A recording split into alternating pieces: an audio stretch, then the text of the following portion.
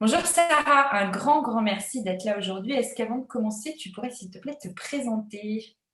Oui, bonjour Laure, je suis Sarah Freitas, je suis traductrice et rédactrice indépendante depuis presque 20 ans et j'ai une activité de formation en ligne pour les traducteurs indépendants depuis un peu moins de temps que 20 ans, c'est relativement récent.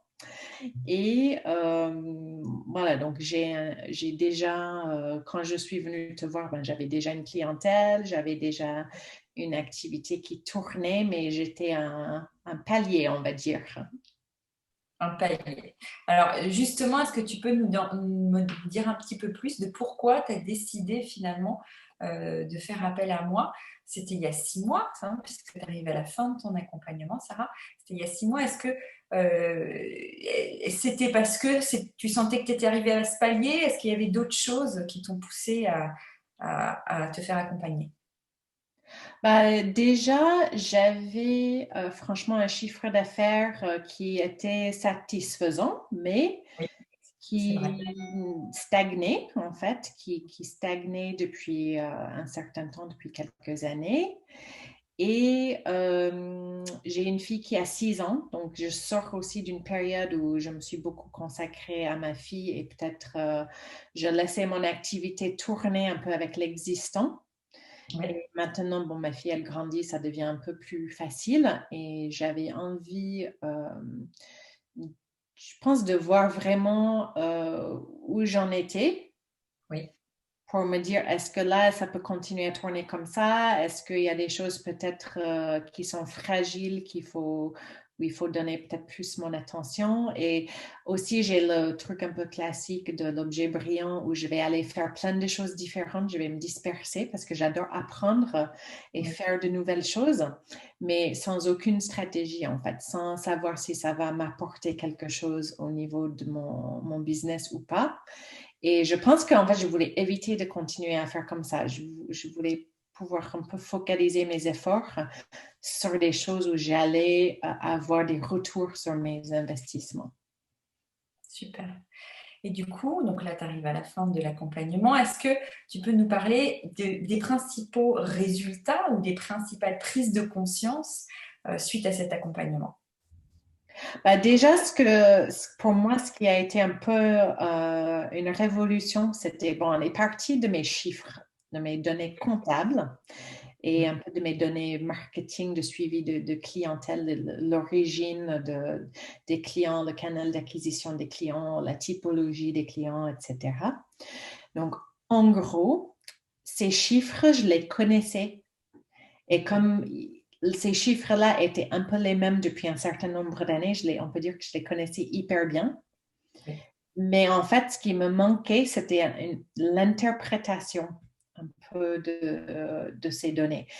Qu'est-ce que ça voulait dire au niveau de ma structure, ou le manque de structure en l'occurrence, et puis aussi sur la santé de mon activité, parce que le fait d'avoir des clients récurrents et un chiffre d'affaires qui rentre, ça, c'est positif à un certain niveau, mais ça cache, je pense, des fragilités et tu as attiré mon attention sur ces choses-là pour que je puisse mettre en place des solutions. Donc ça, c'était vraiment, oui, j'ai un autre regard, un regard vraiment stratégique sur les chiffres. Et moi, j'aime bien tout ce qui est un peu information objective. Et les chiffres, ça ne ment pas. Il y a une certaine vérité là-dedans.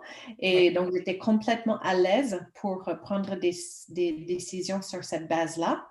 Donc, je ne sais pas si je l'ai su ou si au fond de moi, je le savais peut-être avant de travailler avec toi, que c'était cohérent avec ma personne, avec qui je suis, de le fait d'avoir vraiment de partir sur un truc hyper concret. Oui. D'accord. Donc le fait d'avoir des données objectives, une direction finalement qui est vraiment basée sur de la matière, tu as associé ça à ton intuition qui était déjà là quelque part, mais ça t'a donné le petit push pour passer à Ouais. l'action, c'est ça, et pour finalement déployer ton plan d'action et passer au stade d'après, quoi. Oui, oui, je pense que j'avais plein de morceaux en fait, parce que je sais faire plein de choses, comme je disais, je sais faire trop de choses peut-être, parce que j'adore expérimenter des outils, de nouvelles choses, des apprentissages. Et le truc, c'est que oui, mes chiffres, je les connaissais. Des objectifs, j'en avais. Des outils et des moyens, j'en connais une tonne, mais c'était le fait de les mettre vraiment ensemble et de Ouais. sans cesse un peu revenir et vérifier la cohérence entre les objectifs, les moyens qu'on allait mettre derrière, les objectifs financiers avec une tarification qui va avec, etc. Donc, c'est vraiment Les investissements, hein. oui, les investissements, c'était très important parce que, tu vois, ça, c'était vraiment, et ça, c'est des choses, je savais quelque part, j'ai mon comptable qui me dit depuis des années que je dépense pas beaucoup, que j'ai pas beaucoup de frais. Ouais. Mais je sais ce que ça veut dire, mais toi, tu as une manière de le présenter comme une vérité qui est complètement, on ne peut pas le nier, que si on n'investit pas, c'est normal que l'activité ne progresse pas, que ça ne change pas non plus, que ça stagne. Exactement. Et ça c'était une vérité pour moi. On ne se forme pas juste parce que ça nous amuse d'aller apprendre sur tel ou tel sujet ou un outil parce que tout le monde dit qu'il faut l'avoir. On va aller, voilà, c'est vraiment de faire ça de manière stratégique pour Oui. aller dans une direction qu'on a choisie sciemment Oui. plutôt que de se laisser porter par, je sais pas, par les envies, par ce que disent les autres, etc. D'être maître ou maîtresse, hein, de son bateau, ou pilote de son bateau, véritablement. Oui, Super. donc là, je peux dire que là, aujourd'hui, ça m'a remis plus dans un état d'esprit où je choisis, j'ai l'impression que je choisissais avant aussi, mais je choisis, mais surtout que je mets de l'intention derrière les choses que je fais. Tu prends des décisions en conscience et Voilà, éclairées. oui, Super. oui. Super, Sarah. C'est pas toujours facile de travailler sur ces chiffres. Alors toi, tu es en fait quelqu'un qui aime assez bien les chiffres, hein, pour être honnête. Dès le début, tu savais de quoi tu parlais, mais tu avais l'habitude de les manipuler. Ça fait un moment donné que d'ailleurs tu es entrepreneur, donc ça joue aussi. Mais c'est pas toujours facile, c'est angoissant. Est-ce que tu aurais un petit message à faire passer aux entrepreneurs qui finalement ont du mal à accepter le rôle de l'argent, de la finance, des investissements, prendre des risques financiers? Est-ce que tu aurais un petit message à leur faire passer pour finalement un peu désamorcer cette angoisse? Oui, j'ai envie de, je pense que pas que, mais pour les femmes entrepreneurs, c'est peut-être un peu pire, peut-être. Oui, Euh, oui. donc, j'ai envie de dire que en fait, je pense que c'est l'état d'esprit qu'on peut avoir autour de l'argent, autour de qu'est-ce qu'on peut s'autoriser à rêver, à faire, au niveau des ambitions qu'on peut se fixer. Donc, il y a un peu de ça. Donc, il y a le côté, oui, peut-être plus subjectif, état d'esprit, les croyances limitantes, les blocages qu'on peut avoir même du fait de son histoire de familiale ou autre. Donc, et il y a aussi vraiment les éléments objectifs, donc les chiffres.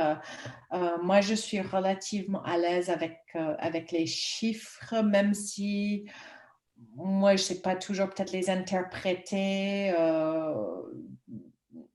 En même temps, je pense que c'est de faire cet apprentissage-là, de ne pas faire l'autruche, d'oser regarder les chiffres et surtout de se faire accompagner, quoi. J'ai envie de dire que toi, tu l'as dit dès le début, ça me fait penser qu'on ne va pas devenir des experts en finance d'entreprise, mais on va être expert des 5 ou des 10 indicateurs qui sont pertinents pour notre activité et on va être expert là-dedans. On n'a peut-être pas besoin d'être expert, on a besoin d'être bien entouré pour le reste, mais c'est de prendre ce temps-là, même si on n'est pas à l'aise, de se forcer un peu à le faire. C'est un cadeau un peu qu'on se fait, je pense, de devenir un peu fluente en chiffres Ouais. pour pouvoir bien piloter son activité, quoi. Donc, je pense que j'ai envie de dire que s'il y a quelqu'un qui regarde et qui est mal à l'aise par rapport à ça,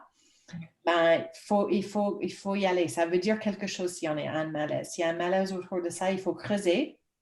Ouais. Et c'est vraiment, il faut être un peu dans l'inconfort, je pense, pour traverser ça, Ouais.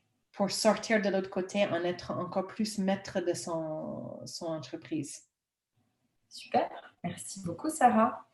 Merci Merci à pour toi. ce temps. Et puis à très bientôt. Ben, à très bientôt, Laure. Au revoir.